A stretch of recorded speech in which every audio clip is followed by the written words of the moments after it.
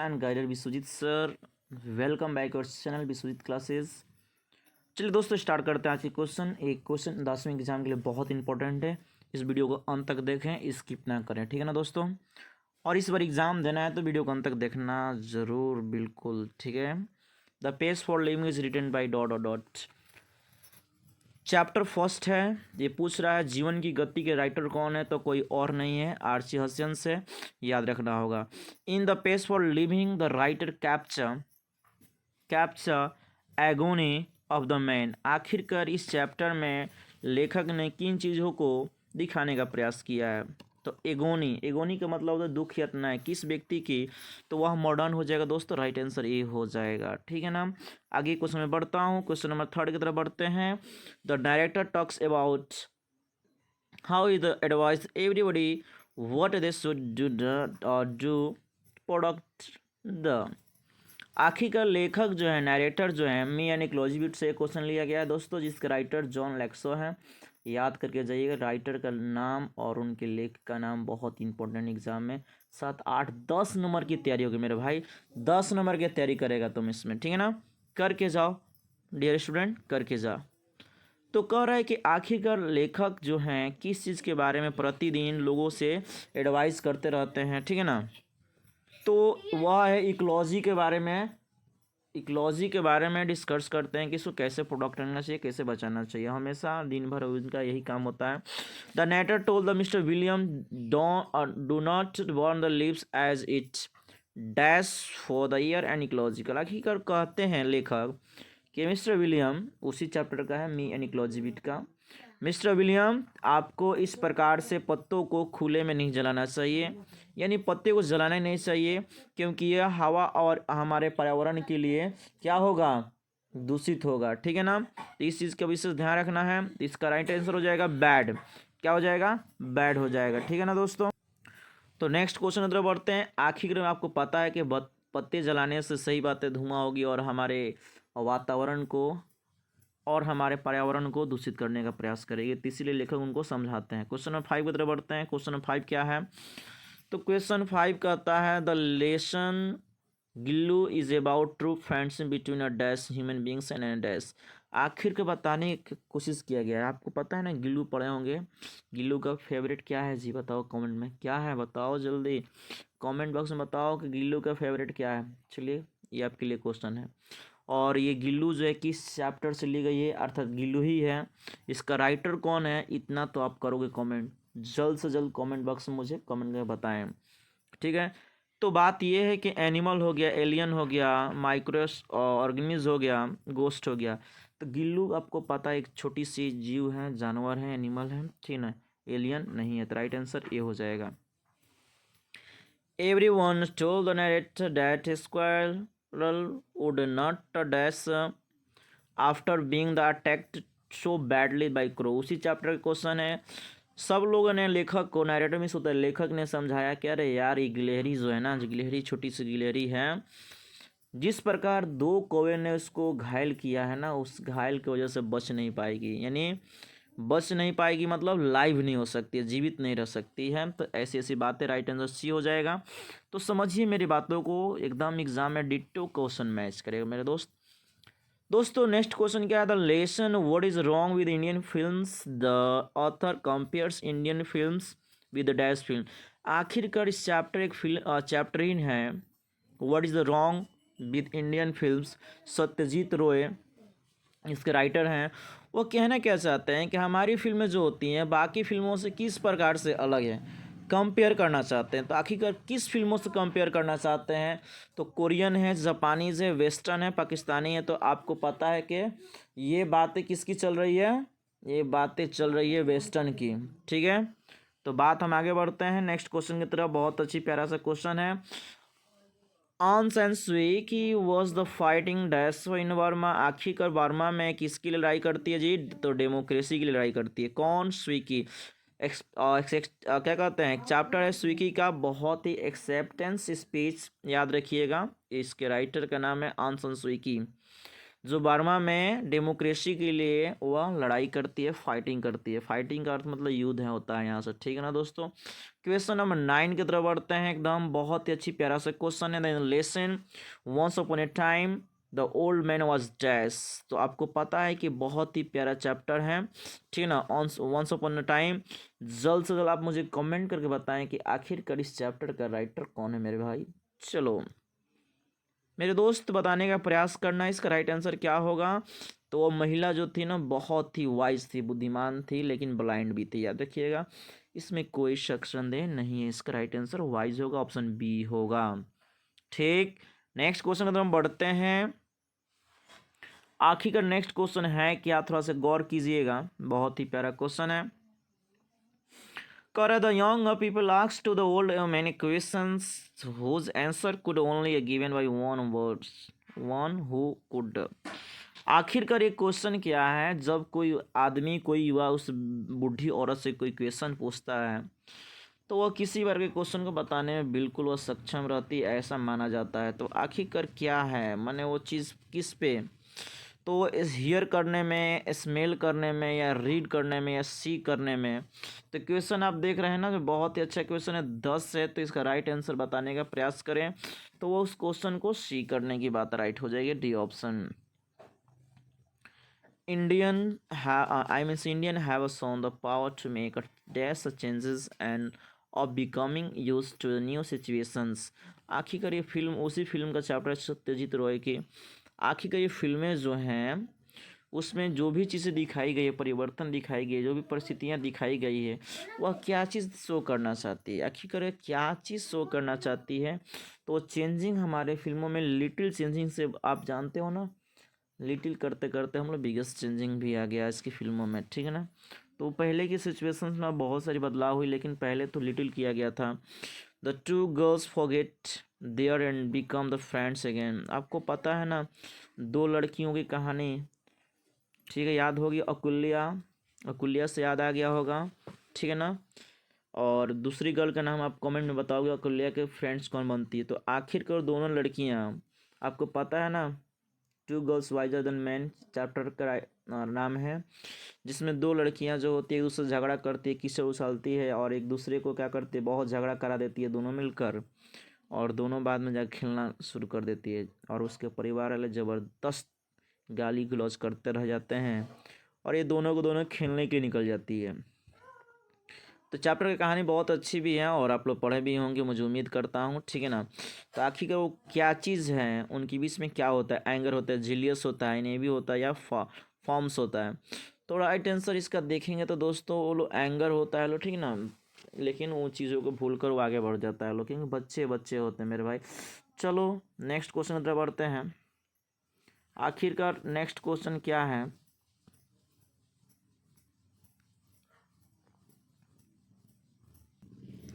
तो next question है, according to the poet god made the country health and virtue and can be found in. आखिरकार इस chapter का नाम है ईश्वर ने देश को बनाया, देश को देश को बनाया। तो इसमें जो चीज़ें हैं, हेल्थ है, वर्च्यू है, सब कहाँ मिल सकता है, आखिर इसको हम कहाँ पा सकते हैं। तो इस सारे सिटीज़ में आपको देखने को मिल जाएगी, ठीक है ना। The towns people do not enjoy really. आखिरकार जो शहर के लोग होते हैं वह वास्तविक जीवन की आनंद को एंजॉय नहीं करते हैं। तो क्या चीज़ इसका राइट आंसर हो जाएगा। तो आप जानते हो सीनरी हो जाएगा, ठीक है ना, दृश्य की बातें हो रही है। The villager can who do very well without the lights off the town, ठीक है। तो इसका राइट आंसर क्या हो जाएगा, ठीक है। तो देखिए बात ये है कि विलेजर्स होते हैं, ग्रामीण लोग जो होते हैं, can only do very well without the lights off the town. तो इस चैप्टर में क्वेश्चन का राइट आंसर हो जाएगा grand light of the town. Hours days and years and slide way from the dash happy man. आखिरकार ये जो सब चीज़ें जो हैं, घंटे दिन साले जो है, धीरे धीरे नहीं, बहुत ही, क्या कहते हैं उसको, बहुत ही सॉफ्टली और निकल जाती है, पता भी नहीं चलता, और इसमें सबकी हमारी खुशियाँ छिपी होती है। ध्यान दीजिएगा, When human beings try to hide the feelings of the heart inside, their feeling of sadness is not. जब कह रहा है कि मानव ने शुरू किया या प्रयास करना शुरू कर दिया अपनी फीलिंग्स को छिपाना, अपने दर्दों को छिपाना और अपने उदासीपन को छिपाना, तो आखिरकार ये किस चीज़ को याद दिलाता है? तो इसमें और कुछ नहीं, रिमेंबर्ड कराता है, याद दिलाता है। इट इज़ नॉट रिमेंबर, ये सब याद नहीं दिखलाता है। Radha's friends were dash about her. आखिरकार वो राधा वाला आप लोग पढ़े होंगे लोग, ठीक ना। तो राधा के जो फ्रेंड्स थी वह क्या कर रही थी? बात ये है कि राधा के फ्रेंड्स बहुत ही वरीड थे। वरीड का मतलब चिंतित थी, क्योंकि कृष्ण जो थे राधा से मतलब काफ़ी समय से मिले नहीं थे उस चीज़ के तौर पे।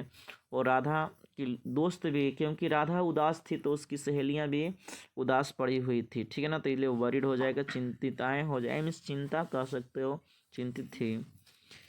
Grid is dash about, greed is dash but life is not. Greed की बात कर रहे हैं, लालच। तो लालच की बात कहा जाए तो लालच is dash but life is not.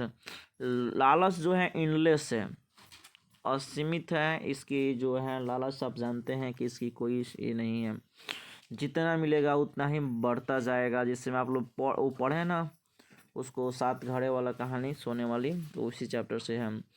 The high piece stance of the koel works in the poet soul and soul of thousand.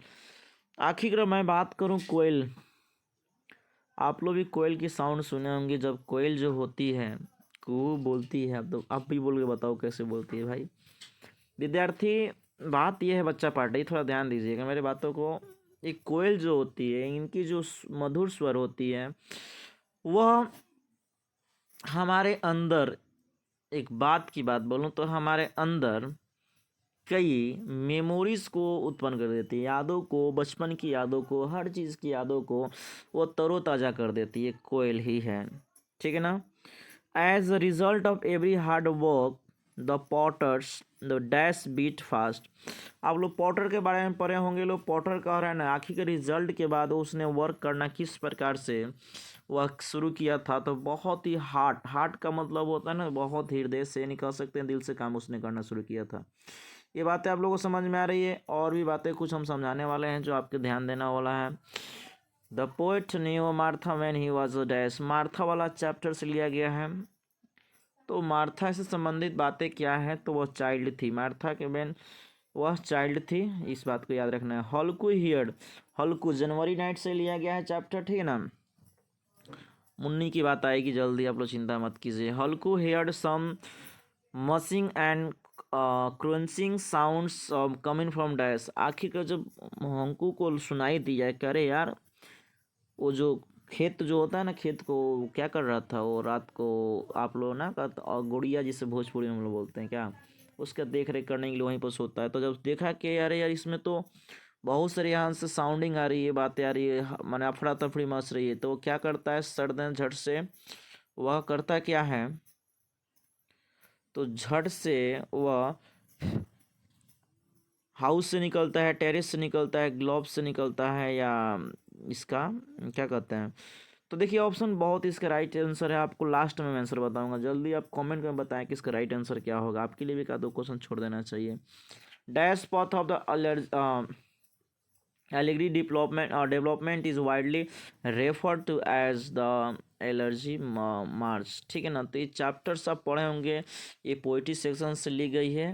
तो इसका राइट आंसर क्या होना चाहिए, तो आप अच्छी तरह जानते हो कि वह डायरेक्ट की बात कर रहा है, डायरेक्ट, ठीक है ना। टू प्रूव, देखिए 25 नंबर क्वेश्चन की तरफ। To prove that the lawyer and hated everything that the world dash he was going to give up his right to 2 millions. यानी कहने का मतलब है जो भी चीज़ प्रूव किया गया था, लोअर हो गया, लोअर आप समझते ही हो, तो सब कुछ को बाद में आगे चल के क्या किया गया था, वैल्यूड किया था। वैल्यूड का मतलब समझ रहे हो ना, उसके महत्व को देना, ठीक है ना। तो इस चीज़ को आप भूल। अब अगर है मिस्टर ग्लेशियर जो was a dash boot maker, तो वो कहाँ का रहने वाला था? बूट मेकर समझते हो ना, जूता उता मोची जिस टाइप का कहते हैं आप लोग, बनाने वाला शूज। तो वो कहाँ का रहने वाला था? बहुत इंपॉर्टेंट क्वेश्चन, एग्जाम में कई बार क्वेश्चन पूछ लिएंगे। तो वो जर्मन का रहने वाला था। Sun and moon went to down stair and hand in the hand in mid to dash. आखिर का जो सन और मून जो होते हैं डाउन स्टे होते हैं, तो इससे क्या चीज़ ये दिखाना चाहता है? तो गेस्टेस के रूप में इसे वर्क करते हैं, हमको इसमें कोई टेंशन ना है। The most fancy food item was dash IC. तो आखिरकार जो खाने के जो आइटम्स थे वह किस प्रकार से थे? तो इसका राइट आंसर आप जानते हो, पॉन्डिंग था। ठीक है ना। The daughter is filled with the sense of and dash independence. वो जो लड़की थी जब उसको देखी, क्या चीज़ देखी? तो जब लड़की वो जो थी यार, थकावट किस अर्थ में, उन्हें देखा कि यार पूरा चारों तरफ ही खाली पड़ा हुआ है। तो टायर्डनेस माने वो काफ़ी थकी हुई थी। किसकी लड़की थी वो? डाउटर किसकी थी? तो आप लोग इस चीज़ को पोएम में ही लाइन को हम बताया गया था। The narrator of love defiled was faced to paternal oppositions and as a kin।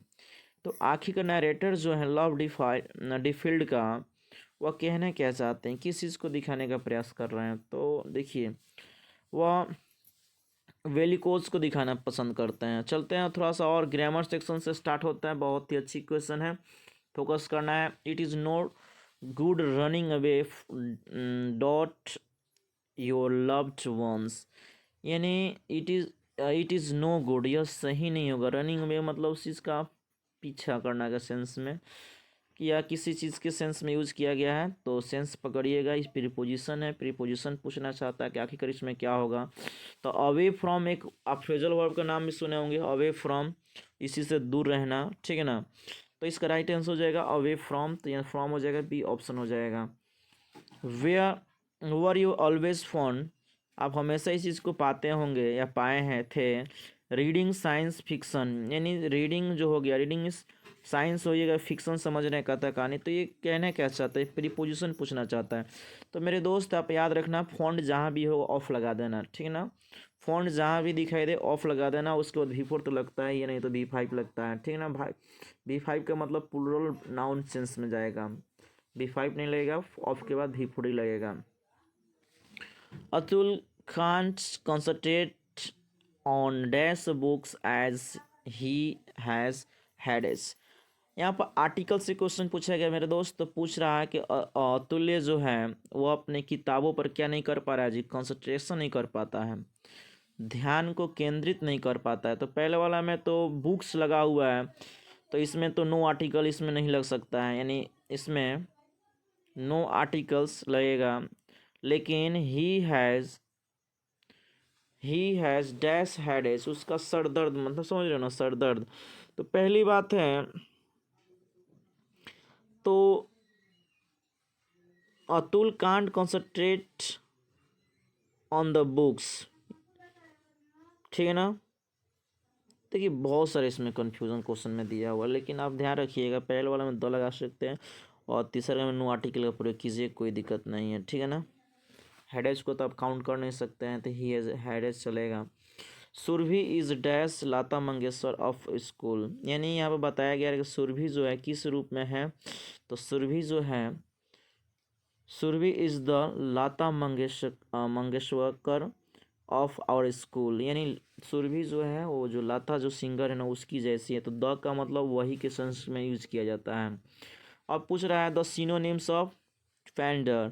Synonyms का मतलब क्या होता है? आप लोग हिंदी में पढ़ेंगे पर्यायवाची शब्द। तो इसी का पेंडर का पर्यायवाची शब्द आपको ढूंढ के बताना है। 4 ऑप्शन दिया है, तो कैजुअल याद रखिएगा। ठीक है ना।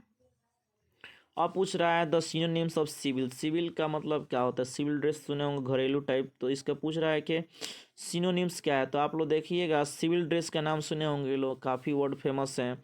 तो पोलाइट इसका सिनोनिम्स हो जाएगा। एंटोनिम्स ऑफ क्रिटिसाइज का पूछ रहा है। क्रिटिसाइज का एंटोनिम्स क्या है? एंटोनिम्स का मतलब होता है उल्टा, इसका बताना है। तो इसका उल्टा क्या हो जाएगा? बी हो जाएगा, अप्रिसिएट हो जाएगा। अप्रिसिएट का मतलब समझ लेना है उस चीज़ का बहुत ही फेमस वर्ड रहा है। एंटोनिम्स ऑफ हार्मोनी, हार्मोनी का एंटोनिम्स क्या होगा? तो राइट आंसर का तो अगर बढ़ना चाहेंगे तो इसका राइट आंसर हो जाएगा, क्या हो जाएगा? गेस करके मुझे बताओगे, ठीक है? नहीं बताओगे मुझे पता है कि नहीं बता पाओगे, डिस्कॉर्ड हो जाएगा। आगे मैं बढ़ता हूँ। मोना सेड नरेशन है दोस्तों, नरेशन बनाना चलिए ट्राई करते हैं। Mona said I love orange but my brother likes apples. तो ये कह रहा है, इसको डायरेक्ट है, जहाँ भी कोमा और इन्वर्टेड कोमा दिखाई दे तो समझिएगा डायरेक्ट है। इसको हम क्या करना है, इनडायरेक्ट में बदलना है, ठीक है? तो देखिए, Mona said that she loved orange but her brother like. दोस्तों चलते हैं क्वेश्चन नेक्स्ट को। Bond said I have catch the thief just now. तो ये भी क्वेश्चन आप देख रहे हैं, ये भी नरेशन का है दोस्तों। नरेशन तो आपको अच्छी तरह से आता है, तो इसका राइट आंसर ये हो जाएगा। देख लीजिएगा, रूल्स एंड रेगुलेशन आपको बताया गया था, ठीक है? 41 को बात करें हम, तो very old friends help me, तो इसको कह रहा है पैसिव में चेंज करना है, ठीक है ना? तो आपको पैसिव में चेंज करने के लिए आप देख रहे हैं कि V2 लगाया, तो वाजवर लगना चाहिए। तो देखिए, तो वाजवर का प्रयोग किस सेंटेंस में किया गया है? तो 41 का राइट आंसर क्या होना चाहिए, गेस करके मुझे बताइए। तो मी का आई हो जाएगा, I was help by a very old friend. तो देखिए, ऑप्शन ए इसका राइट आंसर हो जाएगा। बात अगर मैं करूँ 42 का आंसर क्या होना चाहिए, I will by the tickets in the advance. इसका पैसिव वॉइस बनाना है। तो आई देखिए, आई का क्या होता है जी, कन्वर्ट किस में होता है, आपको तो पता ही है। इसका राइट आंसर होना चाहिए, बाई मी कहीं दिख रहा है आपको? हाँ जी दिख रहा है, ऑप्शन सी में दिख गया, तो इसका राइट आंसर कर दीजिएगा, ठीक है ना? अब कह रहा है और dash of players was cheering on the playground, यानी जो प्लेयर हैं, खिलाड़ी हैं, जो प्लेग्राउंड में बहुत ही मौज मस्ती कर रहे हैं। तो इसका 43 इसका राइट आंसर क्या होना चाहिए? तो टीम होगा। टीम यानी प्लेयर के लिए किसका प्रयोग करते हैं, टीम का, ठीक ना? जैसे भारतीय टीम होता है। अगर हम बात करें तो अगले क्वेश्चन की तरफ बढ़ते हैं। A dash parrots of flew in the high the sky. तो एक पक्षियों का झुंड जो है वह कहाँ उड़ रहा है जी, आसमान में उड़ रहा है। तो इसका हेड हो जाएगा 44 का, ठीक है ना? इसमें कोई संदेह नहीं है, ठीक है ना? तो याद रखना होगा, झुंड का मवेशी के लिए किया जाता है, लेकिन फ्लॉक जो होता है पक्षियों के लिए, तो फ्लॉक इसका राइट आंसर होगा, ठीक है? आगे की बात मैं करूँ तो we prepared dash for long journey to Goa, ठीक है ना? वह गोवा जाने के लिए खुद को क्या कर रहे हैं जी, तैयार कर रहे हैं। तो खुद को के सेंस में our self is right answer हो जाएगा। चलते हैं कुछ सेंटेंस की तरफ, बहुत अच्छे प्यारे क्वेश्चन है, एग्जाम में कई बार पूछ लिए गए सेंटेंस। गंगा एक पवित्र नदी है, तो सबको पता है कि गंगा पवित्र नदी है, तो the Ganga is a Holi river, इसका भी आंसर हो जाएगा। यह लड़की सुंदर है, तो दिस गर्ल इज़ ब्यूटीफुल, इसका राइट आंसर आप जानते हो क्या होना चाहिए, सी हो जाएगा। मैं 4 दिनों से अनुपस्थित रहा हूँ, तो आप जानते हो मैंने पढ़ाया था कि दिन समय के साथ है हूँ लगा होता है, हैज प्लस बीन का प्रयोग करते हैं, ठीक है ना? तो इसका राइट आंसर क्या होना चाहिए? तो I have been absent for 4 days। तो आई के साथ हैव लगता है, इसका बी ऑप्शन राइट हो जाएगा, ठीक है ना? वह तुरंत गया, तुरंत का मतलब जस्ट। तो ही हैड जस्ट गॉन, तो इसका देखिए राइट ऑप्शन बी निकल के आ रहा है। लास्ट क्वेश्चन की तरफ मैं बढ़ता हूँ। तो इसका लास्ट क्वेश्चन है, मुझे पत्र लिखना है, तो आई हैव टू राइट, ठीक है ना? तो इसका राइट आंसर आप देख रहे हैं, डी हो जाएगा। दोस्तों मैं उम्मीद करता हूँ कि वीडियो आपको अच्छी लगी है। इसी प्रकार वीडियो को देखने के लिए लाइक करें, शेयर करें, ठीक है ना दोस्तों? चलिए मिलते हैं नेक्स्ट वीडियो में, और उम्मीद करता हूँ, दुआ करता हूँ कि आपका रिजल्ट और बेहतर जाए, ठीक है ना?